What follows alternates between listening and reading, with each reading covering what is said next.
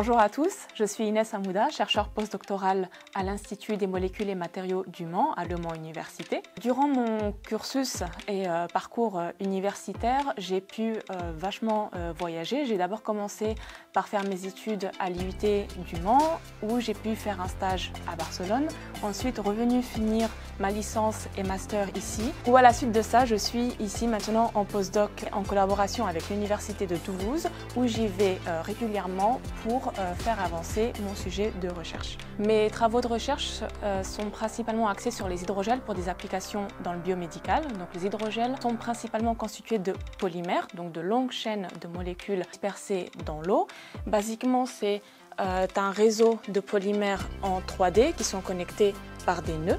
Dans l'eau, les polymères ressemblent plus à un gel hydroalcoolique et puis ces nœuds peuvent être figés de manière réversible ou irréversible en ajoutant un agent réticulant et à la fin, on obtient un slime. Les hydrogels ont des super propriétés, notamment dans le biomédical, qui peuvent être utilisés comme libération de principes actifs ou de médicaments dans un site en particulier, notamment in situ dans le corps humain, ou bien aussi ils sont biocompatibles et parfois certains sont même biodégradables et supportent super bien l'adhésion cellulaire pour leur prolifération, ce qui permet aussi de pouvoir régénérer des tissus ou des organes humains. Aussi, au niveau du laboratoire, on peut les utiliser comme plateforme pour imiter des tissus organes humains pour pouvoir étudier de nouveaux médicaments ou de tester de nouvelles thérapies pour comprendre un peu certaines pathologies.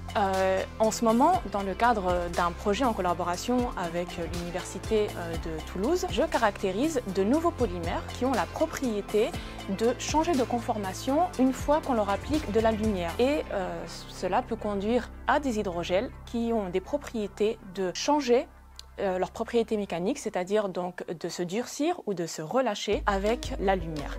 Et cela potentiellement peut servir pour étudier sous le microscope des nouveaux hydrogels qui peuvent imiter certaines propriétés de nos organes ou tissus. Donc là, en l'occurrence, on utilise donc des polymères qui ont été designés pour supporter l'adhésion et la prolifération des cellules cardiaques pour pouvoir étudier sous le microscope certaines maladies du cœur. Donc c'est-à-dire en appliquant de la lumière bleue, l'hydrogel se relâche et en appliquant de la lumière verte, l'hydrogel se durcit et ainsi on va pouvoir imiter un peu les propriétés mécaniques du cœur sous un microscope pour pouvoir étudier les maladies du cœur et pouvoir y remédier in vitro au laboratoire sans utiliser les cœurs humains ou de souris.